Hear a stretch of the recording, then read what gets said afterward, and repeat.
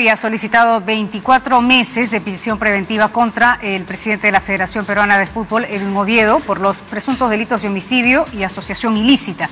El dirigente deportivo es acusado de liderar la organización criminal Los Guachiturros de Tumán. El presidente de la Federación Peruana de Fútbol, Edwin Oviedo, podría quedar fuera de juego, luego que la Fiscalía presentara una solicitud de prisión preventiva por 24 meses por ser el presunto cabecilla de una organización criminal denominada Los Guachiturros de Tumán, además de ser acusado de homicidio calificado. Este es el expediente de 148 páginas presentado por el fiscal Juan Carrasco, en el que solicita la prisión preventiva contra Oviedo Pichotito, en el que incluye supuesto delito contra la vida, el cuerpo y la salud, en agravio de Percy Valdemar Farro y Manuel Rimarachín Cascos. Según José Isla, abogado del dirigente deportivo, la acusación no tiene fundamentos. No existe un solo elemento de prueba que vincule al señor Oviedo con estos graves hechos. De tal manera que estamos absolutamente convencidos que este nuevo pedido de prisión es infundado y esperaremos la audiencia para rebatir los argumentos de la Fiscalía. El fiscal Carrasco señala que la presunta organización criminal habría operado entre el año 2007 y agosto del 2015.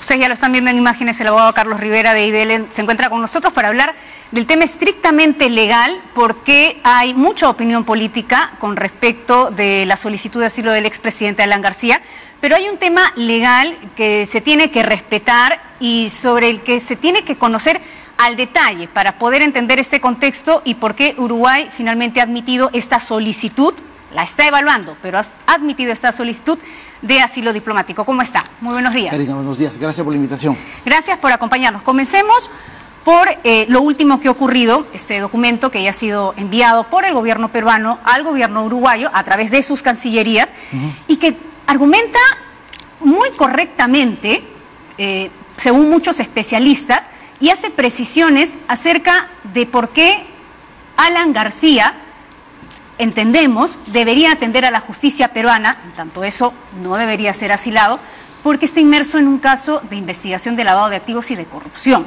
En eso se centra este documento. Ese es, en realidad, Perú tiene la razón, ¿no es cierto? No es un tema de opinable las circunstancias legales del expresidente García. Desde hace muchos meses está investigado por los delitos que esto has comentado: corrupción de funcionarios, tráfico de influencias y el delito de lavado de activos ilícito. Y enriquecimiento ilícito, ¿no es cierto? Esas investigaciones tienen un sustento de carácter fáctico para que la Fiscalía vaya desarrollando las investigaciones, sin duda alguna. Tanto así que el propio expresidente, horas antes de ingresar a la casa del embajador uruguayo, se allanó al pedido de impedimento de salida. Ese me parece que es uno de los datos más reveladores de que lo que ha habido es una investigación estrictamente regular. Probablemente a la defensa de García y al propio expresidente no le guste ser investigado, pero eso no quiere decir que esas investigaciones sean estrictamente regulares. Y por eso el sentido de la información del Estado peruano a Uruguay tiene que concentrarse en esa información oficial, y eso es lo que tiene que valorar el Ejecutivo del Uruguay. Así es, se ha destacado, cuando me refiero a que ha sido muy preciso y muy correcto, de que no se han distraído en los argumentos de por qué García tiene que responder a la justicia. Sí. Parte de lo que se ha conocido es que el gobierno del Perú ha hecho referencia al compromiso de Lima. Y voy a leer además parte de lo que hoy está destacando El Comercio, también otros diarios, pero para conocer al detalle. Se acordó de manera expresa respetar la autonomía de las instituciones que investigan presuntos casos de corrupción. Así es. Se ha remarcado que en ambos países son parte de la Convención Interamericana contra la Corrupción de 1996, cuyo objetivo es precisamente fortalecer los mecanismos anticorrupción para defender a las instituciones democráticas. Esto es bien importante porque está alegando persecución política el expresidente García, para defender las instituciones democráticas de sus efectos corrosivos. Es decir, el gobierno peruano no se ha distraído en argumentar si es que está siguiendo este caso, aquello no. Ha argumentado: nosotros tenemos un convenio, en teoría, entendemos, ambos países estamos en una línea de lucha contra la corrupción y en tanto ello este señor tiene que atender a la justicia. Exactamente. Esa es una declaración del mes de abril de este año, o sea, hace muy poco tiempo, en el marco de la Cumbre de las Américas que se realizó acá en la ciudad de Lima, y estuvo presente y firmó el presidente Tabaré Vázquez. Creo que, si bien es cierto, el asilo es una institución en la cual juega mucho el albedrío político del jefe de Estado, del Estado que lo puede otorgar, pero en realidad creo que Si nos podemos hacer referencia a que la Cancillería peruana está señalando de que lo primero que se ha alegado por parte del Uruguay es la Convención sobre el Asilo Político del año 54, pero del año 54 a la fecha hay, yo diría, un margen menor de ese albedrío político, porque en realidad la comunidad internacional y la comunidad interamericana ha venido desarrollando y promulgando una serie de dispositivos y convenios internacionales que justamente acotan la lucha contra la corrupción y la lucha contra el lavado de activos. La Convención Interamericana contra la Corrupción ha sido suscrita tanto por Perú como por el Uruguay. Está la Convención de Palermo del año 2000 de lucha contra el lavado de activos. Está esta declaración. Por lo tanto, el marco normativo internacional está lo suficientemente claro como para entender que los hechos por los cuales el señor García está siendo investigado son parte del proceso y el compromiso que los estados han venido desarrollando desde hace más de 2 o 3 décadas de combatir esos crímenes que son particularmente perjudiciales contra el Estado de Derecho. Para muchos especialistas, esta Convención sobre Asilo Diplomático de 1954 se podría actualizar con otros convenios, con otros acuerdos, por ejemplo el de Naciones Unidas. Convenio Anticorrupción de Naciones Unidas determina que no se puede consignar los procesos por delitos de corrupción como casos políticos. Exactamente, por ejemplo. En ninguna circunstancia, ¿no es cierto? A eso yo hacía referencia, digamos. Creo que la comunidad internacional ya ha ido un poco definiendo que en actualizando, y ese es el derecho internacional que seguramente Uruguay tiene que tomar en consideración. A eso me refería que, si bien es cierto, la decisión de asilar a una persona es una decisión política, pero ese margen de albedrío político que siempre se tuvo, en realidad se ha acotado al mínimo y ahora hay muchos más marcos, un marco normativo mucho más desarrollado, mucho más preciso, que le indica a los estados cuál es el compromiso internacional que se tiene. Y en particular aquí hay que recordar esta declaración de Lima, porque ya prácticamente se dice, oye, mira, estamos en una circunstancia, que es el caso Lavajato en América Latina, en la que hay una obligación de los estados de colaborar entre los sistemas, activando los mecanismos de cooperación judicial internacional. Y además, si me permiten, los que varios de estos países están comprometidos, porque esto, si bien comienza en Brasil, por desgracia, se ha extendido en casi todos los países de Latinoamérica, y otros países incluyendo el propio Uruguay, ¿no? Incluido el propio Uruguay. Por lo tanto, creo que yo, en realidad, desde el IDL guardamos muchas esperanzas de que Uruguay no otorgue el asilo, más allá de que haya iniciado el procedimiento, que es una cosa que hay que aclarar, ¿no es cierto?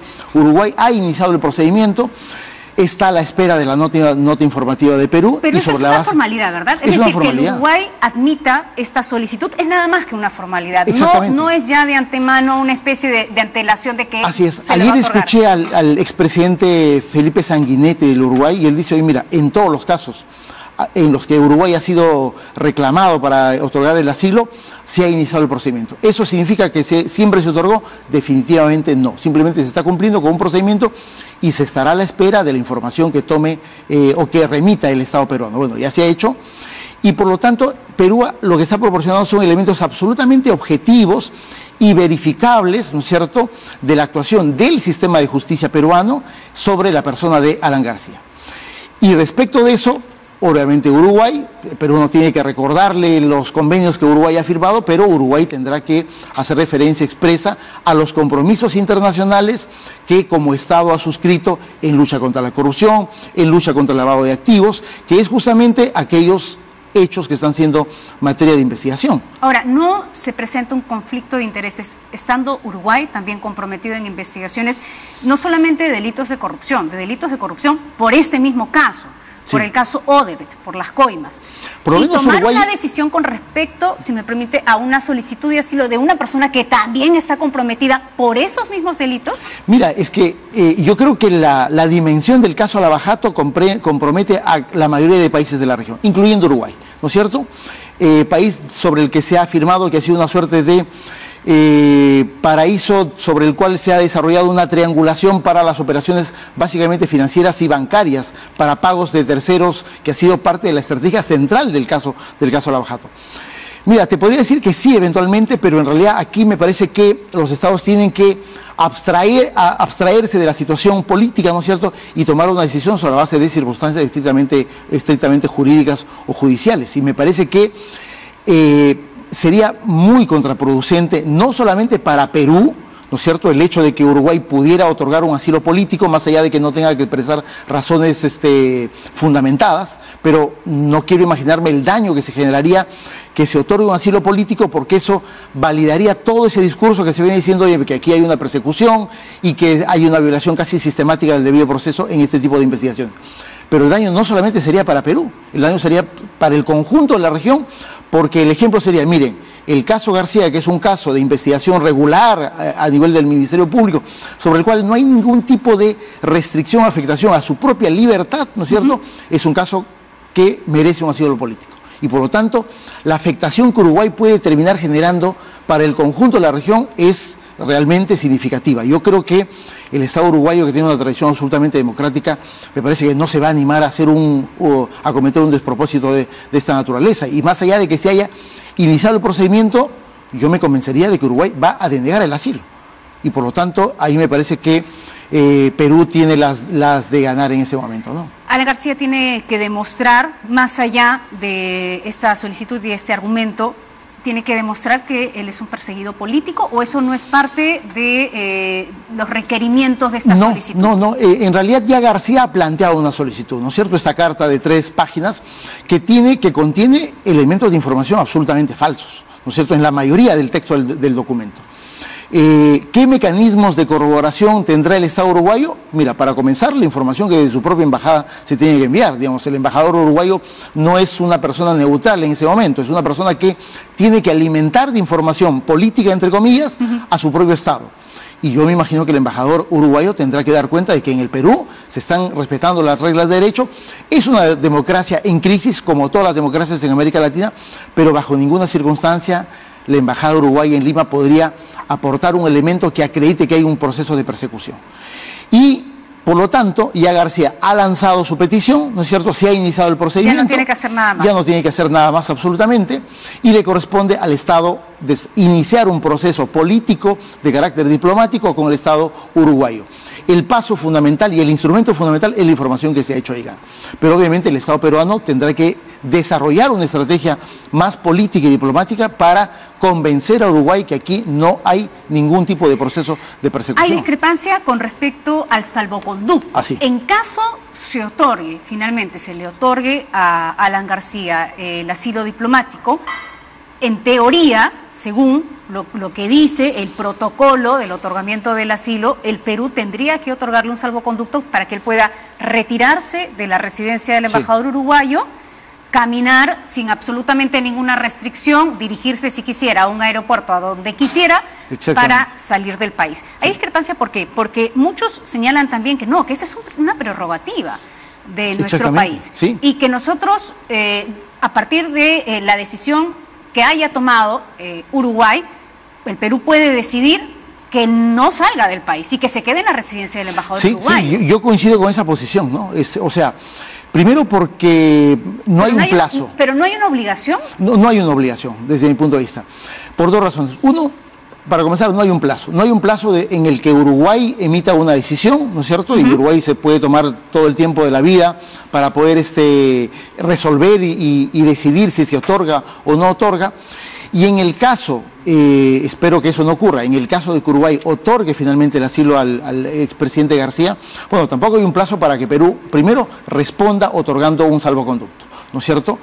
Y en segundo lugar, desde mi punto de vista, Uruguay no puede generar una obligación internacional al Estado peruano sobre un asunto que el Estado peruano está acreditando con la información que ha remitido, que la alegación del que pretende ser asilado es estrictamente ilegal, y por lo tanto la concesión de ese asilo, argumentando una razón de carácter político, de persecución política, desde mi punto de vista sería indebido. Y esa circunstancia no puede obligar al Estado peruano a otorgar un salvoconducto para que el señor García salga, más aún, Karina, entendiendo que está vigente, por lo menos en los siguientes 18 meses, una medida de carácter judicial de impedimento de salida del país. Bueno, ese es otro tema, porque hay un impedimento de salida para cautelar, evidentemente, una investigación en curso. Sí, efectivamente. Pero lo cierto es que si es que se le otorga el asilo diplomático a Alan García, no se va a poder contar con sus testimonios, ni con las declaraciones, ni con el avance de la investigación que la Fiscalía requiera por parte de esta persona investigada. ¿Cómo quedan esas investigaciones? Porque estamos hablando de momento del Metro de Lima, de la línea 1 del Metro de Lima. De hecho, el impedimento es por ese caso, pero por lo menos hay 6 casos más en curso. Sí, bueno, ayer el propio fiscal Pérez Gómez ha dicho que las investigaciones van a continuar, y me parece que es lo que corresponde, porque el hecho de que García esté asilado o esté en cualquier país del mundo o decida no colaborar con la justicia, eso no significa que las investigaciones no deben avanzar. De hecho, García dice que ha estado colaborando, desde mi punto de vista simplemente ha estado cumpliendo con asistir a las diligencias, pero en realidad él no ha estado desarrollando un proceso de colaboración, porque él defiende desde el día de hoy una tesis absolutamente diferente que la que tiene la Fiscalía desde la semana pasada, que es el origen de los fondos, por lo menos del pago de la conferencia, son fondos de naturaleza ilícita. Y por lo tanto, la Fiscalía creo que ha encontrado, como se suele decir, el hilo de la madeja, que es en realidad, desde mi punto de vista, la razón por la cual García decide literalmente escapar del sistema judicial. Y las investigaciones de la Fiscalía van a continuar.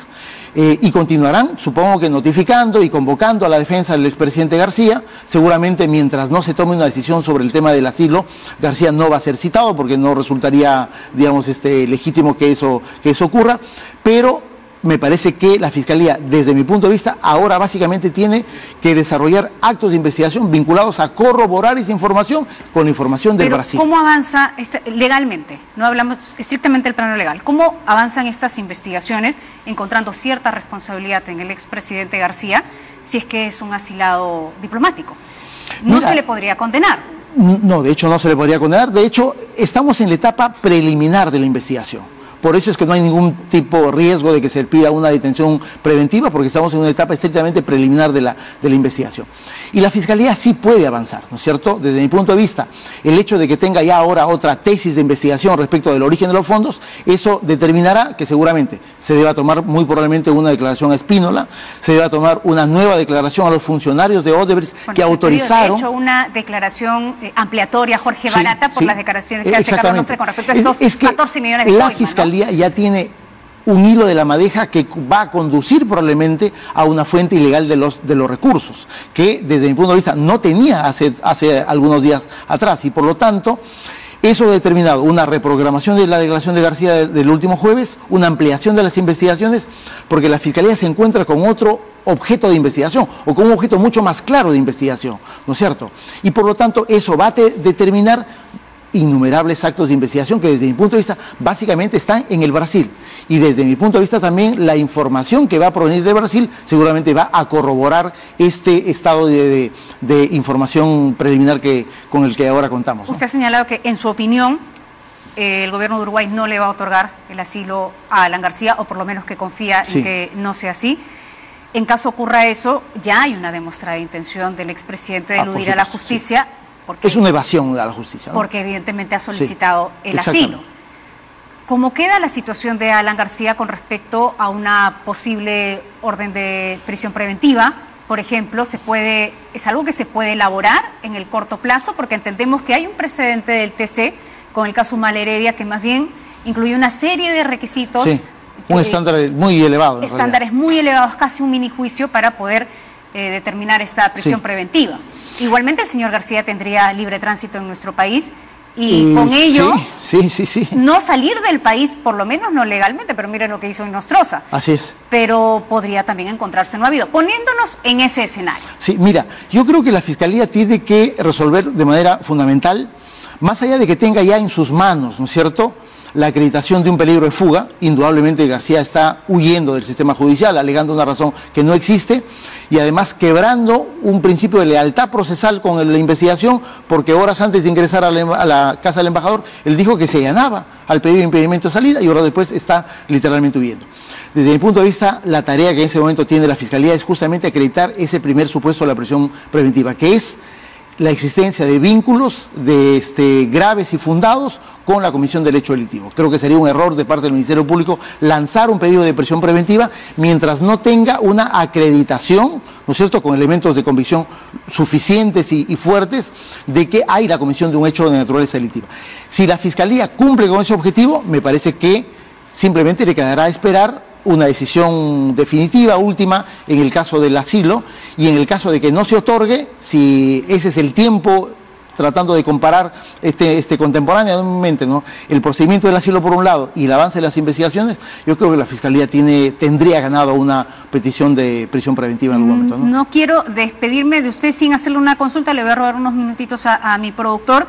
Acerca de un tema legal, se ha criticado por parte del gremio de abogados, ya en otros temas, este allanamiento que se realizó ayer al estudio de abogados sobre Guardia, porque desde la comunidad de abogados, a la que usted también pertenece, se ha violentado el secreto profesional. Quisiera su opinión al respecto, porque lo que dice más bien el fiscal es que ellos lo hacen en justificación a una obstrucción de la justicia, que tienen no solamente a colaboradores eficaces, sino también a testigos protegidos, sí, que han señalado que desde ahí se operaba para el tema cócteles. Sí, mira, yo creo que desde Fuerza Popular se ha venido generando una estrategia básicamente de victimización, y eso es lo que he escuchado yo el día de ayer. En realidad, a mí me parece una decisión absolutamente justificada. Ojo, la Fiscalía ha aclarado en términos, inclusive en la cuenta de Twitter del Ministerio Público, de que no está yendo a incautar o a allanar o a revisar documentos de naturaleza legal, sino que documentos de carácter administrativo, sobre la base de la información que ha recibido por parte de testigos protegidos y colaboradores eficaces. Por lo tanto, es una decisión estrictamente legal y que hay que respaldar. Pero además, Karina, hay que tener en cuenta, no es la primera vez que en el caso de Perú ocurre, ¿no es cierto? Hay algunos precedentes. El año pasado se allanó el estudio Rebasa. Me parece que a inicios de este año se allanó un estudio vinculado a la mafia de la ONP. Se allanó en otros países el estudio Mossack y Fonseca, se allanó en Estados Unidos al estudio del abogado de Donald Trump. Es decir, los estudios de abogados no son cotos cerrados para las investigaciones. Al contrario, creo que hay un deber de colaborar con las investigaciones.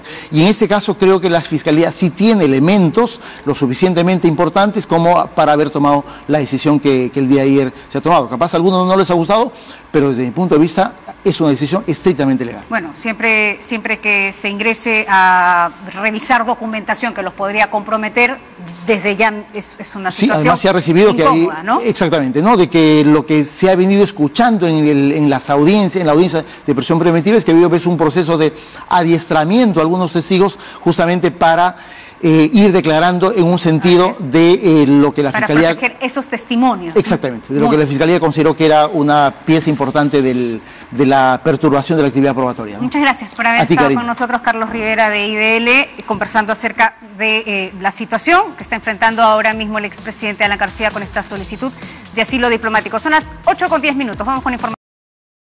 Hace algunos momentos hemos estado hablando con el abogado Carlos Rivera sobre el tema legal que está afrontando ahora mismo el expresidente Alan García con esta solicitud de asilo diplomático. Vamos a ir un poco más allá, además del tema legal, vamos a hablar del plano político, este escenario que está enfrentando también nuestro país con esta relación que tendría ahora mismo con el Uruguay. Se trata de una relación tensa. Hay que ahondar un poco más en este documento que se ha presentado el día de ayer al gobierno de Uruguay para poder justificar el hecho que el señor García tiene que atender a la justicia. ¿Qué más se tiene que hacer en el plano político? Se encuentra con nosotros el ex ministro de Justicia, Víctor García Toma, para ahondar un poquito más en este nuevo escenario que está enfrentando nuestro país, para muchos inesperado, por cierto, sorpresivo. ¿Cómo está? ¿Cómo le va, Karina? Gusto en saludarla, mis respetos. Mucho gusto de estar con usted. El día de ayer finalmente se ha presentado esta documentación, se ha hecho como tenía que realizarse de Cancillería a Cancillería, se ha argumentado las razones por las cuales el señor García tiene que quedarse en nuestro país y tiene que enfrentar a la justicia. Pero desde ya se está hablando, por ejemplo, de una tensión con el gobierno del Uruguay por esta situación que se ha presentado. Yo entiendo que se trata de una situación dentro del plano del derecho internacional público normal. Hay una solicitud planteada por un exmandatario peruano en el marco de un tratado del año 1954 y de conformidad incluso con el artículo 36 de la Constitución, que es un artículo muy importante y que en su momento haremos referencia más concreta. ¿Qué es lo que se va a analizar en el Uruguay? Más allá de la expresión en sí, de si hay o no hay una persecución política, lo que creo que en el fondo se va a analizar, y creo que en efecto existe, es una situación de anormalidad e irregularidad, tanto en el plano político y en el plano jurídico, que no va dirigido contra alguien en particular, pero que sí genera afectación a los derechos de los procesados en general por el caso Lavallato. ¿Cuáles son esas circunstancias de anormalidad? Por ejemplo, que el presidente de la República, de manera constante, haga referencias directas para la salida del fiscal Chávarri. Que el fiscal Chávarri a su vez, digamos, amenace al presidente de la República con la existencia de 42 procesos que tiene bajo su mando. Que exista un... Es una especie de pulso entre poderes, ¿no? Y que interviene el fiscal imputándole a la máxima autoridad de su institución alguna vinculación con una red de carácter delictivo, y la figura y la presencia tanto de un fiscal como de un juez que, llevados por esta ola de indignación, se han convertido en surfistas, ¿no? Y entonces yo creo que de buena fe, de alguna manera están sobreexagerando su papel y olvidándose que dentro del marco del debido proceso existen reglas básicas: el respeto al derecho a la defensa, la presunción de inocencia y sobre todo entender que la petición o la aplicación de una medida de privación de la libertad es la última ratio. Usted hablaba hace unos minutos de una sentencia del Tribunal Constitucional que ha sido muy clara. Sí, es decir, el precedente con la situación Humala Heredia. Exactamente. Y creo que el caso Humala Heredia es una prueba palpable de esa situación de irregularidad, que, vuelvo a repetir, desde mi punto de vista, no está dirigida ni contra Humala, ni contra García, ni contra la misma Keiko Fujimori, sino que dentro de esa vocación, digamos, entendible por parte de la ciudadanía de que haya justicia, se están cometiendo excesos y abusos, y otros están aprovechando políticamente el tema. Y en esas circunstancias surgen estos pedidos o estos planteamientos de indefensión que parcialmente pueden ser correctos. Se refiere a un abuso de la prisión preventiva, al abuso del uso de la prisión preventiva. O la misma situación del día de ayer, por ejemplo, del allanamiento de un estudio, ¿no? ¿Usted no está de acuerdo, por ejemplo, con el hecho de que la Fiscalía haya ingresado argumentando además obstrucción de la justicia y el requerimiento de algunos documentos que, según colaboradores eficaces, comprobaría de que ellos operaron desde el mismo estudio de abogados? Hay que ponderar allí. En un estudio de abogados existen elementos que se utilizan para la defensa de los procesados. Se estaría afectando el derecho a la defensa, se estaría afectando también el derecho al secreto profesional. Y parte de la información que ellos han solicitado no era necesario encontrarla directamente del estudio, sino bastaba ir a la SUNAT. En todo caso es un tema controvertible, pero que dentro de un marco, digamos, de excesivo protagonismo de la Fiscalía, de la cual, vuelvo a señalar, no tengo duda de que actúa con buena fe, pero obnubilado por las cámaras de televisión, genera una circunstancia como la que yo le describo. ¿Usted está en la línea entonces de los que creen que esta presión mediática está dirigiendo las investigaciones de la Fiscalía? Yo creo que estamos en una especie de circo romano o juicios de la Revolución Francesa. Es decir, la gente lo que quiere es ver a los culpables, a los responsables en las cárceles. Y entonces al primero que se le imputa, se le asigna esa calificación, bueno, esa es pues la víctima, ¿no es cierto?, de todo este proceso que por las características que le acabo de señalar, para mí es irregular, ¿no? Y tomando en cuenta su opinión, vayamos al caso García, que sí es diferente, ¿no? Porque para el señor García no hubo una orden de prisión preventiva, sino más bien restricción de salida del país. Eso en relación a la investigación del caso de la línea 1 del Metro de Lima. No obstante, por ejemplo, para muchos, el hecho que faltase una orden de prisión preventiva le ha dado la ruta al señor García para ir a solicitar un asilo. Y de esta manera, por lo menos, demostrar que hay una intención de eludir a la justicia. Según la información, no me consta, no puedo dar fe de ello, pero según la información que han recibido sus abogados de fuentes internas... Lo que ellos dicen es que sus propias fuentes le dijeron que iba a haber una prisión preventiva. Esto se venía corroborando y que se iba a producir una situación parecida a la que se generó con la señora Keiko Fujimori, que en el momento en que se presenta una diligencia fiscal de manera voluntaria es detenida. Es esa información que ellos le dan credibilidad a lo que motiva la solicitud de asilo. Ahora, hace unos segundos, nuestro amigo... Pero igualmente hay una intención de eludir a la justicia. Incluso si es que se hubiera otorgado, la Fiscalía ha dicho que no había una intención, pero incluso si se hubiera determinado una orden de prisión preventiva, había una intención de eludir a la justicia. podría ser visto también desde la perspectiva del presidente García, o la intención de no ser sometido a un vejamen ni a una arbitrariedad, ¿no? Eso entra en el terreno de lo subjetivo, porque no podemos saber en qué lado está la verdad, pero finalmente será el gobierno uruguayo quien, al momento de calificar el asilo, digamos, nos dé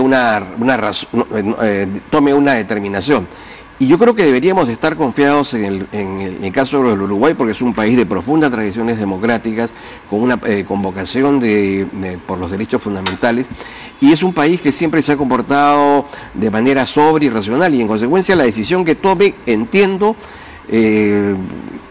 deberá dejarnos tranquilos a los peruanos, porque es una situación sopesada, más allá de algún interés extraño a lo que pueda ser la correcta política y el justo derecho. Ahora, usted es abogado, ha sido ministro, por cierto, ministro de Estado del expresidente García. Además, ha sabido solventar situaciones políticas críticas, ¿no?, comprometidas para nuestro país. Y lo que está ahora mismo atendiendo Uruguay es una solicitud de asilo diplomático por persecución política. Desde su punto de vista, como hombre de leyes, le pregunto, ¿hay un argumento de persecución política en la que pueda validar la solicitud del señor García? Como le acabo de decir, yo no encuentro el concepto de persecución política en el sentido de que exista una direccionalidad del gobierno en contra de alguien que ha hecho actividad política en el Perú, no. Lo que sí yo encuentro, y en eso encaja con la solicitud, es que hay un conjunto de situaciones irregulares y anormales que por móviles políticos, en el caso del presidente, que es subirse a esta ola de indignación ciudadana y ganar un espacio de legitimidad, pero sin tomar las medidas de fondo. Es decir, a lo largo de estos meses hemos visto que crece la popularidad del presidente Vizcarra, pero no encontramos una sola medida efectiva para corregir o combatir los probables casos de corrupción que se puedan producir en el futuro. Pero eso va al margen de las personalidades comprometidas con estos casos de investigación, que tengan que ser inmersas no solamente en una investigación que los comprometa directamente, sino también a su entorno. ¿Por qué le digo esto? El señor García no solamente se le está responsabilizando por una supuesta coima, comencemos por lo del Metro de Lima, ¿no? Por una supuesta coima de casi 14 millones, por un financiamiento que se realizaba en el año 2006, información que se ha recogido por parte de los colaboradores eficaces, y sobre un tema que se ha solicitado ampliación a Jorge Barata. No solamente por ese caso, sino por algunos funcionarios también comprometidos con su gestión. ¿No es responsabilidad del señor García atender a estas investigaciones? El presidente García tiene 7 carpetas de investigación y por las 7 tendrá en su momento que responder como cualquier ciudadano. Con prescindencia de lo que decida el Uruguay, esos procesos van a continuar. En consecuencia... Pero lo cierto es que si lo asilan, lo protegen. El proceso va a continuar y eventualmente la situación que se le encontró irresponsable, se va a reservar la sentencia hasta el momento oportuno en que el Perú pueda tener una aprehensión física en su caso, ¿no? Estamos colocándonos en la situación de que los hechos fueran en el sentido que plantea el Ministerio Público. En consecuencia, yo no tomaría este tema con exaltación, sino como con total tranquilidad, es decir, por una o por otra razón. Uruguay arreglará el tema del asilo y más allá de eso el Perú continuará digamos con la investigación en el conjunto de casos de Lavallato y esperemos que el comportamiento del fiscal y del juez sea el más correcto y encontremos una verdad legal. ¿Y cómo podemos avanzar en nuestro país en las investigaciones de lucha contra la corrupción si las personas que están comprometidas con estas investigaciones solicitan asilo? Lo que sucede, como le vuelvo a repetir, le pongo un ejemplo muy concreto. De las 24 órdenes de prisión preventiva que ha dado el juez Concepción Carguancho, 23 de ellas han sido revocadas. El caso más emblemático es el caso de Humala, el señor Humala y la señora Nadine Heredia. Así es. Y hay una sentencia del Tribunal Constitucional. Pero no era la suerte del señor García. ¿Ah? No era la suerte del señor García. No lo sabemos. Lo que le vuelvo a repetir, estamos hablando de una información que han recibido sus abogados, de la cual ni usted ni yo podemos saber si es cierta o es falsa. ¿Usted ha podido conversar con el señor García en las últimas semanas, en los últimos meses? No lo veo hace un buen tiempo. Le tengo afecto y aprecio por la oportunidad que me dio de formar parte de su gabinete, ¿no? ¿Y ha tenido alguna vinculación legal con respecto a los casos que lo han comprometido? Ninguna. Salvo opinar, como lo hago ahora, y como usted verá con total independencia, ninguna, ¿no?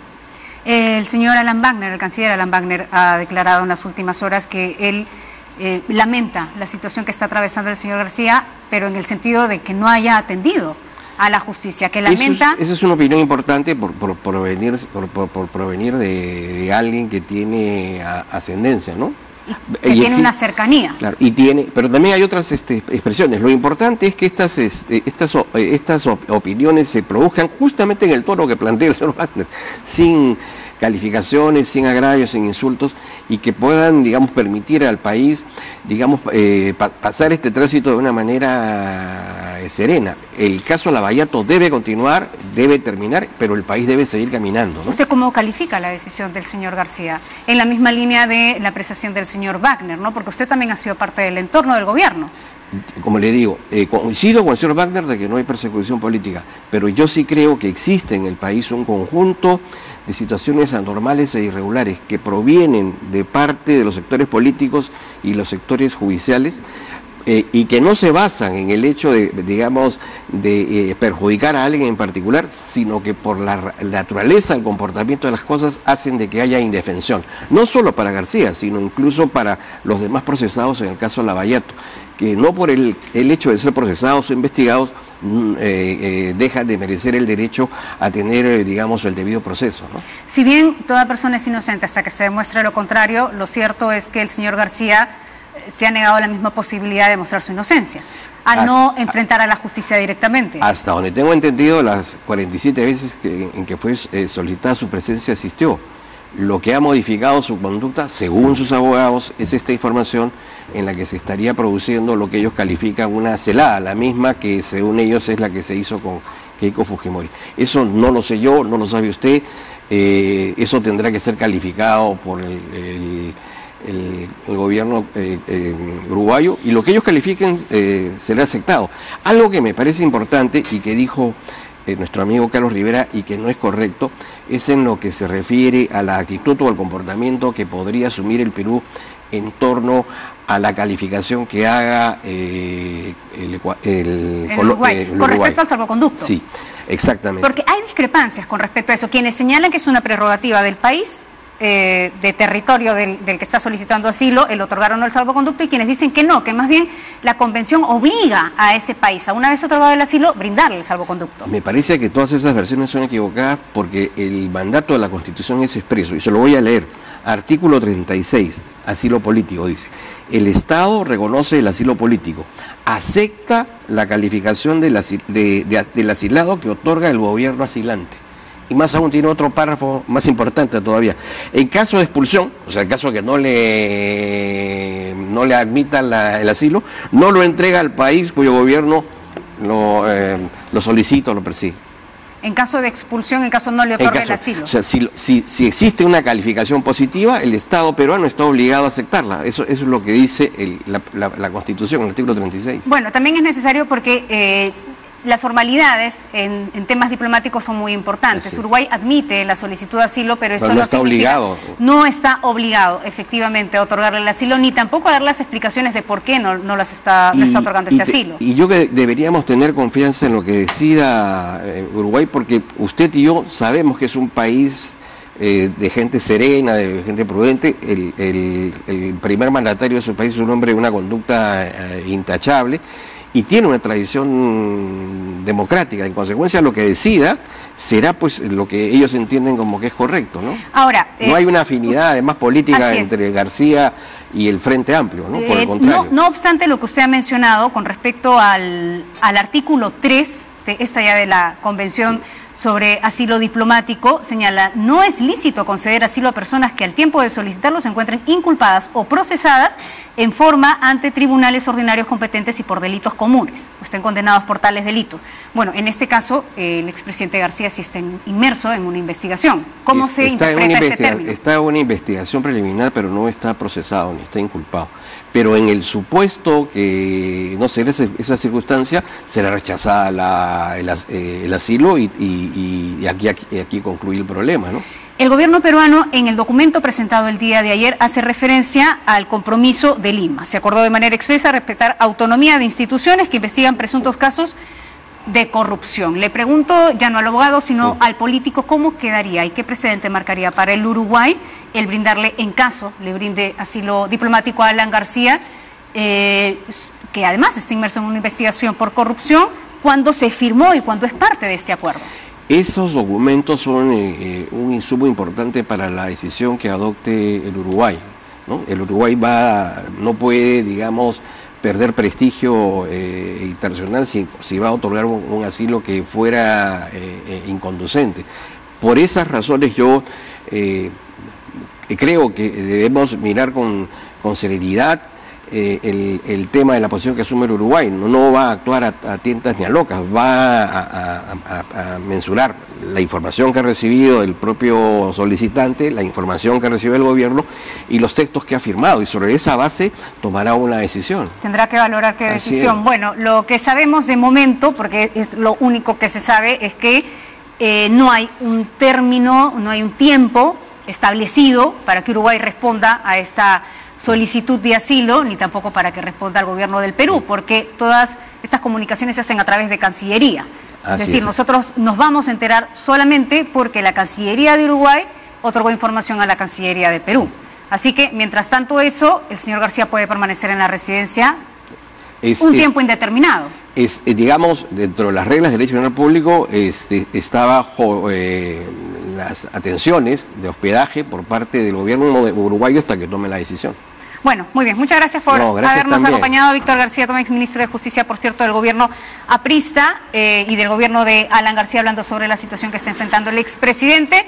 Le hicimos una consulta más temprano a través de nuestras redes sociales.